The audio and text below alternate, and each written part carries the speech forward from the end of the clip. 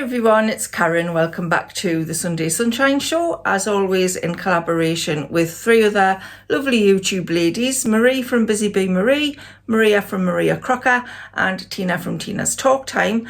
And we collaborate every Sunday where we bring you the same topic, but we all put our own spin on it. And these few weeks we're doing a 4-week summer reset. The other three ladies are all doing a summer diet reset.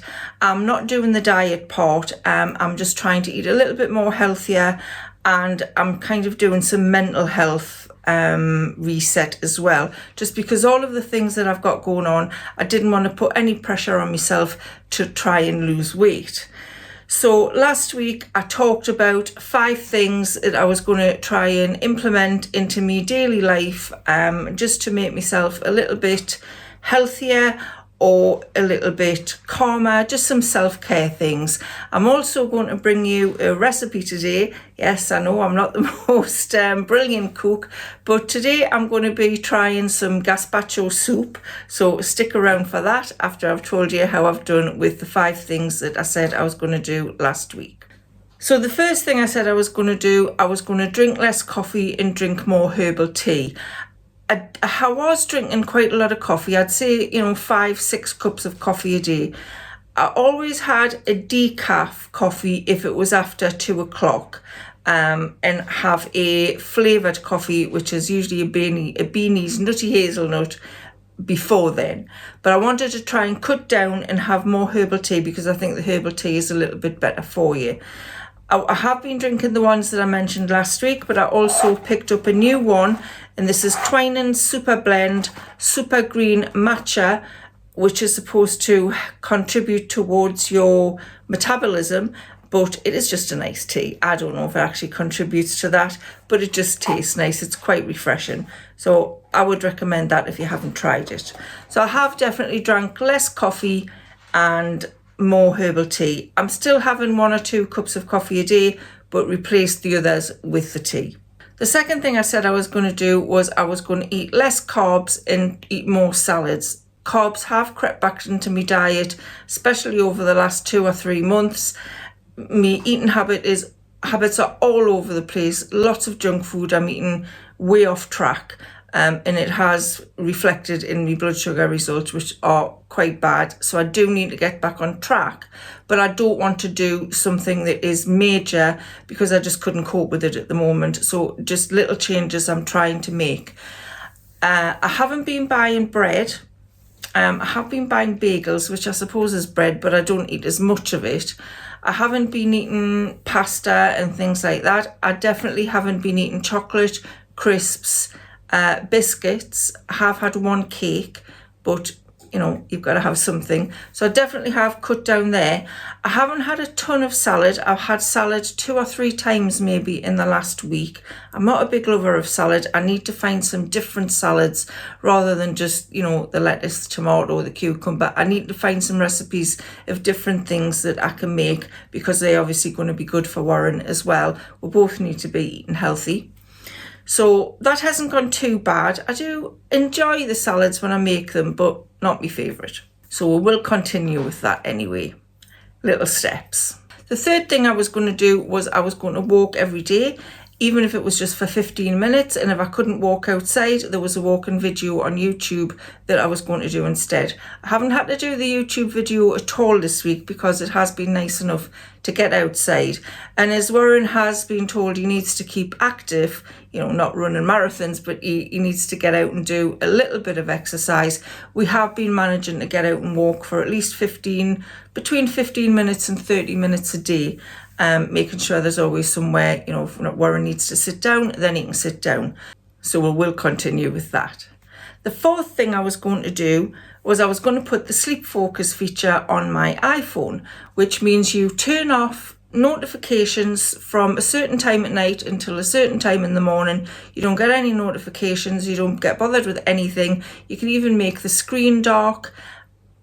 And you can actually put in that if certain people want to ring you or text you, then it will override the sleep focus feature. So, if family need to get in touch with us, then that can still happen.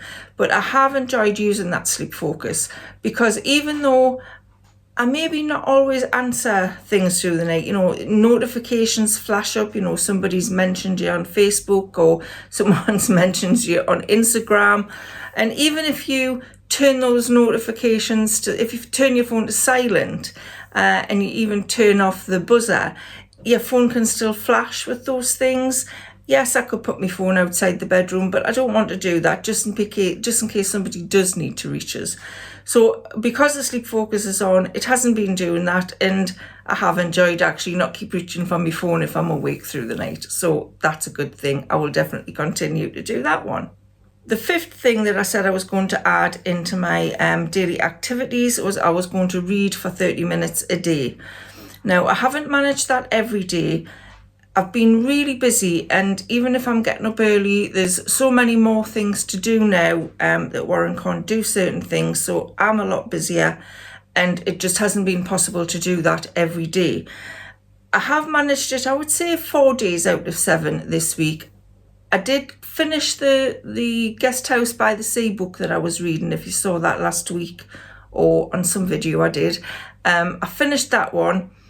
And I haven't started another one yet, but I will be doing that today or tomorrow. And I'm going to try and fit it in somewhere during the day. I just need to get a little bit more organised, make my routines a little bit more.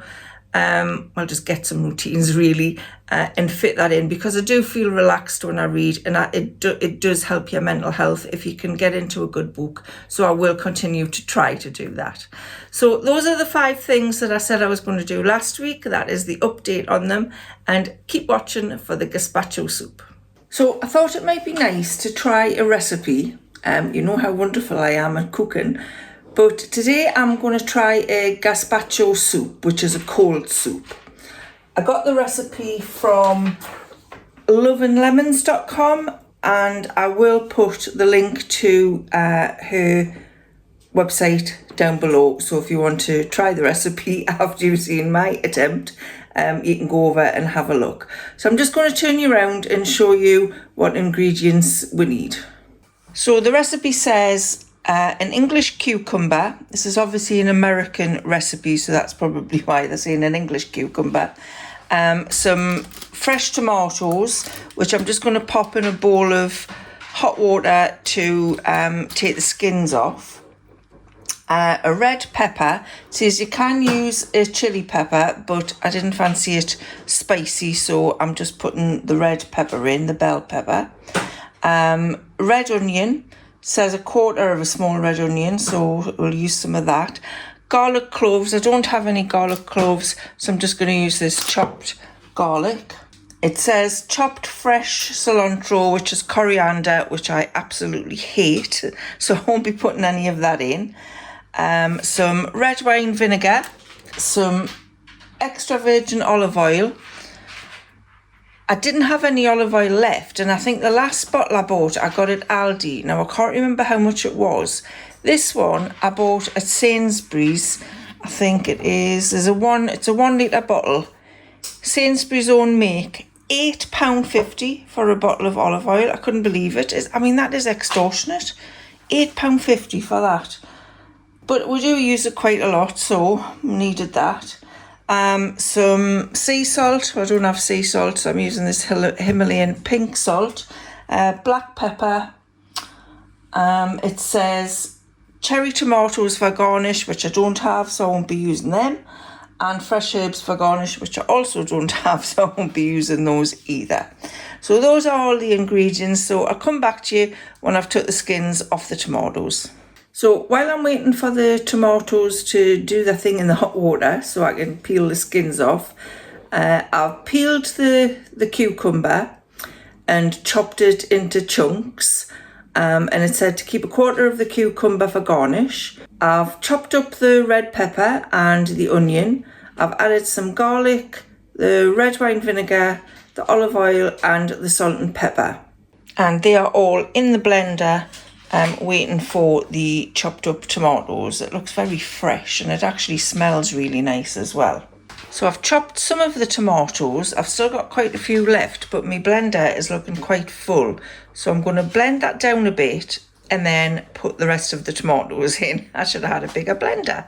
It doesn't actually say in the recipe to take the skins off the tomatoes, so I'm not sure whether it would all just have blended up in the blender, but I'm not keen on tomato skins, so I wasn't going to chance it. So I'm just going to blend this up, put the rest of the tomatoes in and blend it all up, and then I'll come back. So that is the soup blended. It's quite a lot of it. It says it serves 4. I'm going to put it in the fridge to chill for a couple of hours, and then we'll come back and we'll do the taste test. So the gazpacho soup is chilled.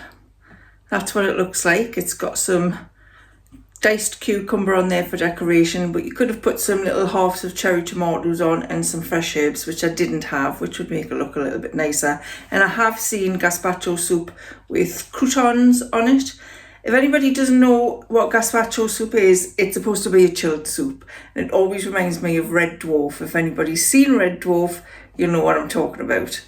So let's do the taste test. I have put a little bit more salt and pepper on the top, even though I put it in the soup. So let's just take a little bit and see what it tastes like.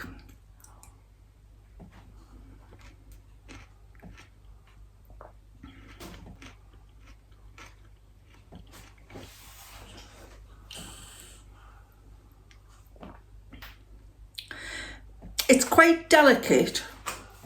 You can definitely taste the cucumber in it, even without taking a mouthful of the cucumber. It lacks something. I think celery would be a good addition to that. If anybody's made gazpacho soup, is there anything else you put in it that I haven't put in it? Because I definitely feel like it's lacking something, but it's nice and fresh. And on a lovely summer's day, which it is today, really, really hot, that is really refreshing. So I do recommend, if you haven't tried gazpacho soup, to give this a try. But yeah, something else is needed in it. So that's all I've got for you today. Remember to go across and see what Marie, Maria and Tina are doing on their summer diet reset. And I'll see you again soon. So thanks so much for watching. Bye for now.